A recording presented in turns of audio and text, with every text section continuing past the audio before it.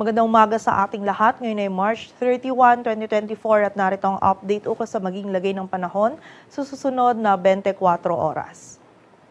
Patuloy pa rin umiiral ang easterlies o yung mainit na hangin mula sa dagat Pasipiko dito sa bahagi ng Southern Luzon, Visayas at Mindanao, kung saan ngayong araw ay makakaranas nga tayo ng bahagyang maulap hanggang sa maulap na kalangitan. Magiging mainit na panahon pa rin yung mararanasan natin, lalong-lalo na sa tanghali, at meron lamang tayong mga tsansa pa din ng mga isolated na mga pag-ulan, dulot yan ng mga localized thunderstorms. At sa kasalukuyan ay wala tayong minomonitor or namamataan pa na sama ng panahon na maaaring makaapekto dito sa ating bansa. At para nga sa maging lagay ng panahon ngayong araw ng linggo, ang buong bahagi ng Luzon kasama na dyan ng Metro Manila ay makakaranas pa rin ng bahagyang maulap hanggang sa maulap na kalangitan. Magiging mainit na panahon pa rin po yung ating mararanasan, kaya kapag po tayo ay lalabas ay huwag nating kalilimutan yung mga pananggalang natin sa direktang init ng araw, at hanggat maaari po ay limitahan lamang natin yung mga ating outdoor activities, at kung hindi naman po may iwasan or yung nature ng trabaho natin ay sa labas or outdoor, ay from time to time po ay magpahinga po tayo, uminom ng tubig at sumilong po tayo upang maiwasan natin yung panganib na maaring idulot ng init ng panahon sa ating kalusugan. And also sa dapit hapon naman po or gabi ay meron din tayong posibilidad ng mga isolated, ito yung mga biglaang pag-ulan, pagkilat at pagkulog, dulot yan ng mga localized thunderstorms. Ang ating mga regional offices ay nagpapalabas ng mga thunderstorm advisories or mga babala ukol sa mga pag-ulan na ito. Agwat ng temperatura dito sa Metro Manila ay mula 24 to 34 degrees Celsius. Samantala sa bahagi naman ng Visayas at Mindanao, maging sa bahagi din ng Palawan ngayong araw ay makakaranas din tayo ng bahagyang maulap hanggang sa maulap na kalangitan.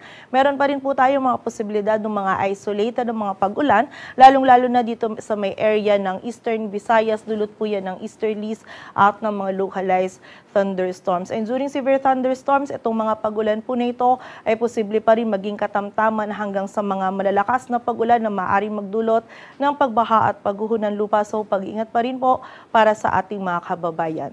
Agwat ng temperatura sa Cebu ay mula 26 to 31 degrees Celsius at sa Davao naman ay 24 to 34 degrees Celsius.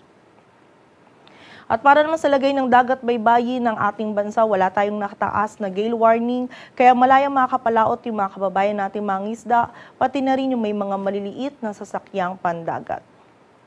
At para naman sa 3-day outlook ng mga key cities ng ating bansa, in the next 3 days, bukas yan ng Lunes hanggang sa Miyerkules, ang malaking bahagi po ng Luzon kasama na dyan ng Metro Manila, Baguio City at Legazpi City ay patuloy pa ding makakaranas ng bahagyang maulap hanggang sa maulap na kalangitan.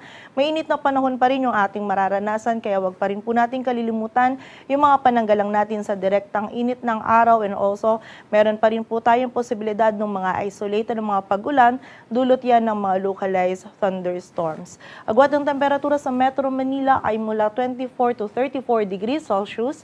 Sa Baguio City ay 16 to 27. Sa Legazpi City naman ay 24 to 33 degrees Celsius. Samantala sa bahagi naman ng Visayas, partikular na din yan sa Metro Cebu, Iloilo City at Tacloban City in the next 3 days ay generally fair weather condition pa rin po yung ating mararanasan. Ngunit meron pa rin tayong posibilidad ng mga isolated ng mga pag-ulan. Ito yung mga biglaan at mga panandali ang pag-ulan, pagkidlat at pagkulog, dulot yan ng mga localized thunderstorms. Agwat ang temperatura sa Metro Cebu ay mula 25 to 32 degrees Celsius. Sa Iloilo City ay 26 to 33 at sa Tacloban City naman ay 24 to 32 degrees Celsius. Samantala sa bahagi naman ng Mindanao, kasama na dyan ng Metro Davao, Cagayan de Oro City at Zamboanga City in the next 3 days ay makakaranas din po tayo ng bahagyang maulap hanggang sa maulap na kalangitan, at meron pa rin posibilidad ng mga isolated ng mga pag-ulan, dulot yan ng mga localized thunderstorms. And muli po, during severe thunderstorms, ito mga pag-ulan nito ay posible pa rin maging katamtaman hanggang sa mga malalakas na pag-ulan na maaaring magdulot ng pagbaha at pagguho ng lupa. So pag-ingat pa rin po para sa ating mga kababayan.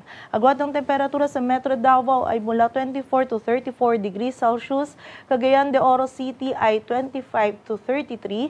Samantala sa Zamboanga City naman ay 24 to 35 degrees Celsius. Dito sa Metro Manila, ang araw ay sisikat mamayang 5:52 ng umaga at lulubog mamayang 6:08 ng hapon. Patuloy po tayo magantabay sa updates na ipapalabas ng Pag-asa at para sa mas kumpletong impormasyon, bisitahin ang aming website pag-asa.dost.gov.ph. At yan po muna ang latest dito sa Weather Forecasting Center ng Pag-asa.